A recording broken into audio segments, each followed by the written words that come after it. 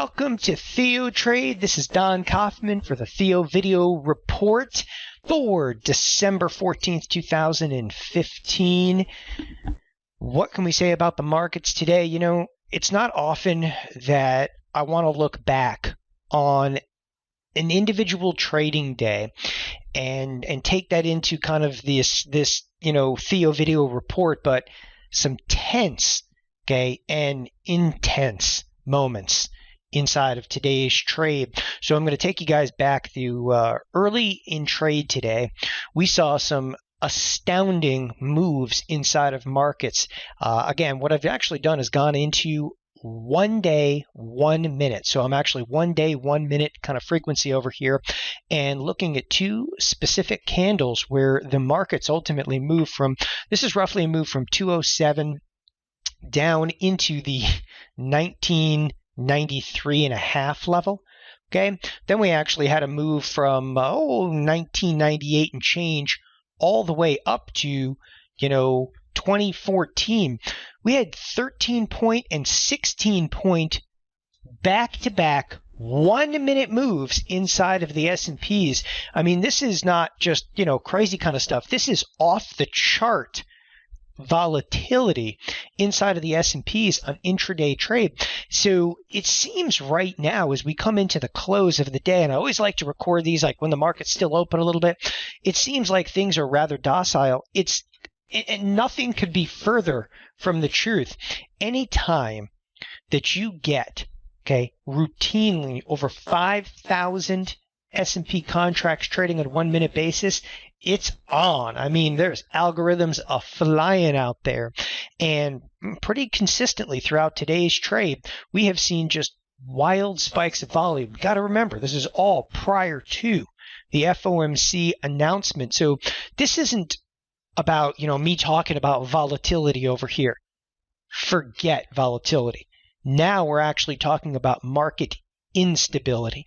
And it has been months since we've seen markets move this fast and such violent moves. Again, order flow is dictating everything, and there's absolutely, unequivocally no directional bias that you should have. I mean, you really gotta step back from markets that are moving, again, 13 or 16 points in 1 minute in the S&P futures. All right, S&P futures, come on, they drive order flow to everything you see. On my screen over here, everything from like Google, which is now happens to be up on the day. It's neither here nor there. It's all being driven ultimately by these S&P futures. And again, it's actually come to a point where you're beyond volatility. Now we're talking about total instability and how large trades are bouncing the market all over the place over here. Most of the trade in early session today has actually been led by none other than oil.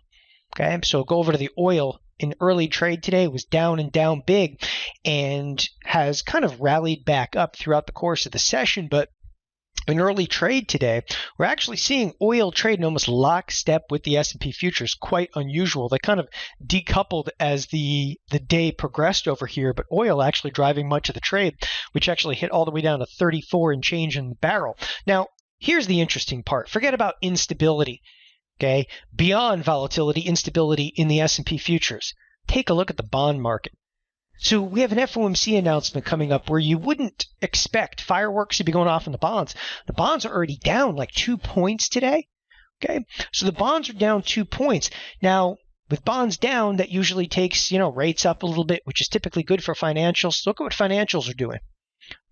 Every relationship that I look at on a day-to-day basis is completely and totally all over the place.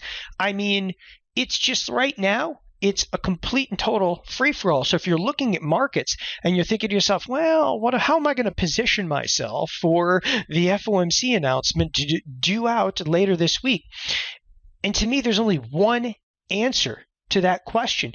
It's not looking, let's look at the volatility index. Let's look at the volatility futures. Let's look at the bonds. Right here, right now, nobody knows anything. You have the dollar, which was at a portion today, just getting hammered on, now up slightly on the day. It's all over the place, and every relationship that you're used to looking at, isn't the norm. Look, the dollar got hammered early in trade, only to actually recover completely over here. The only answer is if you have risk on the table right now. We're going to go over to the spiders, and we're going to take a look at the expected move for the next 5 days of trade. So for the next 5 days of trade, the expected move, we're looking at almost a 53-point SPX move, almost a 53-point SPX move being expected. Okay. Now, I pause for a moment and just bring you to the reality. Take a look what the futures have done. Now, I'm converting, yes, $5.27 in the spiders to a 53-point SPX move. You can also convert that into S&P futures. That also means the S&P futures are, quote-unquote, expected to move about $53, but that's a probability of expiring in a range. That's $50 higher, $50 lower. However, okay, there's a probability of touching, and that's nearly double the probability of expiring. So what the markets are screaming right now is it's a likely scenario that we could see a 100-point move up or a 100-point move down inside of markets. Now, how is that going to impact you? At a time like this, you need to be 100% comfortable with the risk you have on. Because again, we've passed the point of like volatility. We're just talking about instability in markets. Instability could be up, it could be down. I mean, when was the last time you looked at a screen? You got the S&P futures, they're up 10 points right now. Okay? So the S&P futures are up 10 points. Bonds are down like a full 2 points. And then the Russell is all over the place. The Russell's actually down 0.6% on the day. So in every way, shape, or form, we are caught in this position of like, again, divergences are everywhere. Traders don't exactly know what to make of this. All we know, later in the week, the order flow, she's gonna be flying. It's gonna get crazy over there. And, I wasn't leaning too much towards the FOMC announcement, but when you see trade where somebody on an intraday basis, we're doing 45,000 S&P contracts on an intraday basis. I mean, again, it's kind of on over there. The best I feel I can give you from the position that I sit in on a day-to-day basis, manage your risk. Know, okay, that a 50 or 100 point move in the S&Ps, know precisely how that is going to impact your portfolio, okay, whether you're long or whether you're short. Because the truth is, the predictability, again, of where the S&Ps are likely to be just 5 days from now is totally out the window. And I can't express that more, because every thought that you have is just that. It's just a thought. Order flow is going to rule out, especially again on a day where you have the S&Ps up 9, the Russell down 8, the VIX is actually down almost 2 full points, but that's okay because the bonds are also down 2 points. Oh, bonds down 2 points with the XLF relatively flat on the day. All right, we are just caught in, a contrarian marketplace all over the place. There are a handful of underlyings that I watch which are particularly strong. Facebook, Netflix, Google, Amazon, all kind of bouncing back to the upside. That is unto where the strength kind of lies in this market.